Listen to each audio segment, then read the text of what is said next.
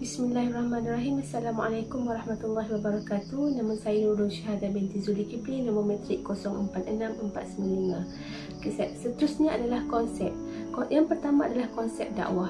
Konsep dakwah ini terdiri daripada dua suku kata yang berbeza, iaitu konsep dan dakwah. Secara etimologi, konsep membawa maksud rancangan, idea atau apa-apa sahaja perkara yang boleh digunakan oleh akal untuk memahami sesuatu perkara.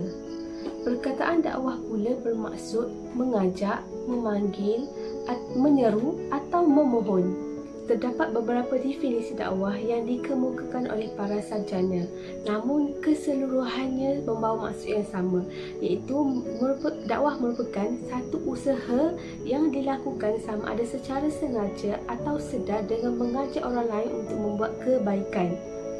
Dan mesti difahami bahawa konsep dakwah adalah usaha untuk mengajak, menganjur dan menyeru manusia agar sentiasa menerima dan memberi kebaikan serta petunjuk yang terkandung di dalam Al-Quran. Seterusnya adalah konsep politik. Pengetahuan tentang politik telah wujud sejak permulaan tamadun manusia lagi yang seiring dengan dinamika kehidupan manusia sejak zaman kuno berasaskan kepada konsep yang tidak dipraktikkan secara bersistem. Perkataan politik berasal daripada perkataan Yunani iaitu polis yang bermaksud bandar-bandar. Terdapat kecenderungan yang besar dan luas untuk mengaitkan ilmu politik moden pada hari ini dengan tradisi intelektual Yunani. Sains politik moden juga boleh dikatakan sebagai salah satu cabang ilmu yang dipelopori oleh ahli-ahli fikir Yunani seperti Plato dan Aristotle. Manakala politik menurut pandangan Islam adalah menjaga urusan umat di dalam dan luar negara dengan cara yang tidak menyalahi syariat Islam.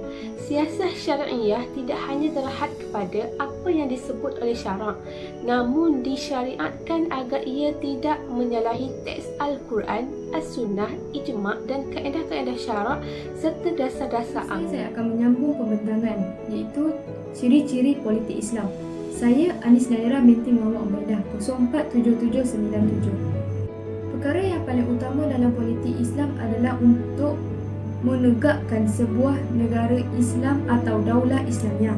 Dengan adanya pemerintahan yang berteraskan syariah, maka tertegaklah adil dan berterusanlah segala urusan manusia menurut tuntutan adil.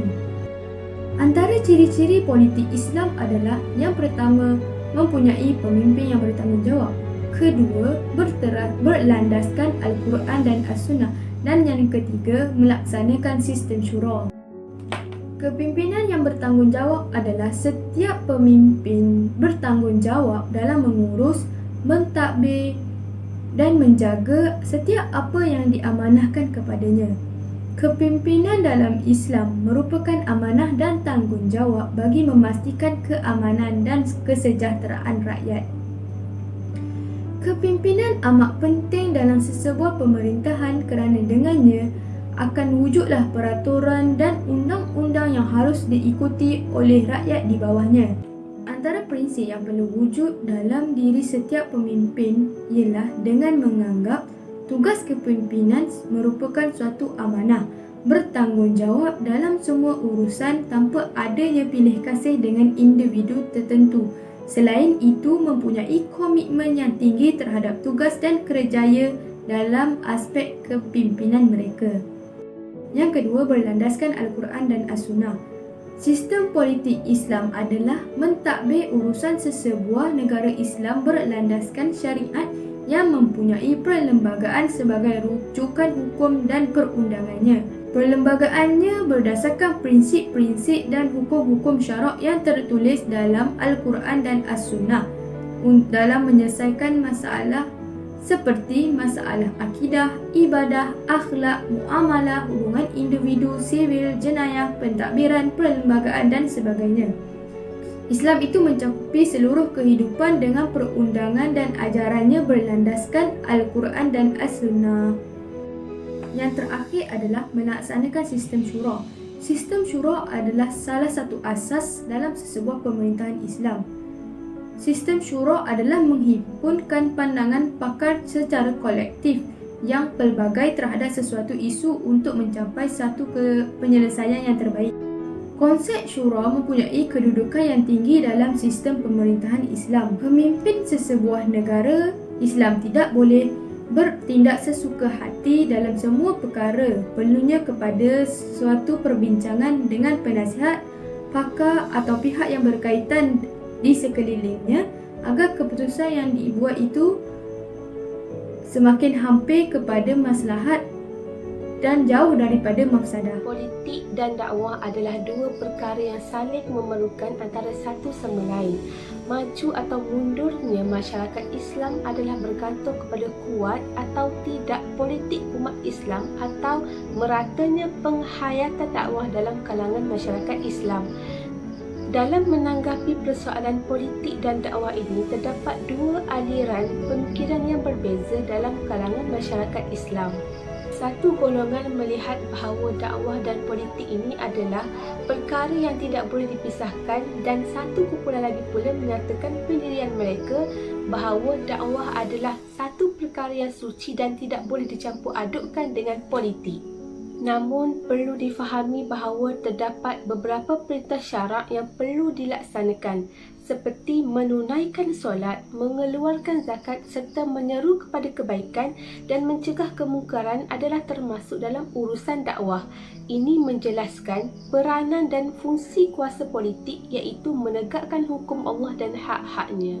Bismillahirrahmanirrahim. Assalamualaikum warahmatullahi wabarakatuh. Nama saya Ain Dayana Balkis binti Samsudin, nombor matrik 047684. Hari ini saya akan meneruskan perbincangan iaitu strategi dakwah melalui politik. Antara strategi dakwah melalui politik yang dapat dikemukakan adalah: pertama, menjalinkan hubungan antarabangsa; yang kedua, mengukuhkan perpaduan dan integrasi nasional; yang ketiga, mewujudkan khidmat masyarakat; dan yang keempat, melaksanakan pentarbiyahan. Kita pergi satu persatu. Yang pertama, menjalinkan hubungan antarabangsa. Hubungan antarabangsa adalah hubungan antara dua atau lebih sesebuah negara dengan negara yang lain. Dengan menjalinkan hubungan antarabangsa, kita boleh menunjukkan contoh yang baik sebagai negara Islam, masyarakat Islam dan sebagainya semasa menjalinkan hubungan antarabangsa. Yang kedua, mengukuhkan perpaduan dan integrasi nasional. Perpaduan dan integrasi adalah gabungan dua perkataan bagi mewujudkan masyarakat yang kukuh dan bersatu padu. Perpaduan nasional adalah proses penyatuan pelbagai kelompok yang mempunyai latar belakang sosial dan kebudayaan yang berbeza. Penyatuan ini adalah penyatuan zahir atau penyatuan luaran. Manakala integrasi nasional adalah proses menyatu padukan pelbagai kelompok masyarakat dengan menghilangkan perbezaan identiti. Perpaduan dan integrasi nasional telah wujud sebenarnya, cuma perlu diperkukuhkan bagi mewujudkan suasana kondusif dan sistematik dalam pentadbiran. Manakala dalam konteks dakwah, perpaduan dan integrasi nasional memberi ruang yang luas untuk menyebarkan nilai-nilai Islam dalam masyarakat. Ketiga, mewujudkan khidmat masyarakat. Khidmat masyarakat adalah untuk mewujudkan suasana mesra masyarakat terhadap Islam dan menjadi tarikan masyarakat untuk memberi sokongan kepada pemerintahan semasa. Sebagai contoh, khidmat masyarakat seperti klinik, pusat internet, dewan serbaguna, surau dan sebagainya. Khidmat masyarakat ini adalah mengikut keperluan semasa masyarakat pada waktu itu. Keempat, melaksanakan pentarbiyahan. Pentarbiyahan adalah satu platform dalam menyebarkan dakwah. Pentarbiyahan juga adalah satu elemen yang penting dalam membentuk individu yang mempunyai kekuatan rohani dan jasmani. Ia juga penting khususnya dalam membentuk masyarakat yang menjadikan Islam sebagai landasan kehidupan mereka. Ringkasnya, tarbiyah ini mengajak umat Islam bergerak secara aktif dalam semua aspek kehidupan yang bertujuan melahirkan masyarakat Islam dengan pola pemikiran yang Islamik serta menjaga kesucian agama. Kesimpulannya, politik bukan perkara yang baru dalam Islam dan kita tidak sepatutnya memisahkan antara politik dan agama. Politik Islam mempunyai konsep, ciri, strategi yang tersendiri serta politik Islam juga adalah wasilah dakwah. Politik dan Islam adalah sesuatu yang penting dalam membina masyarakat dari segi jasmani maupun rohani.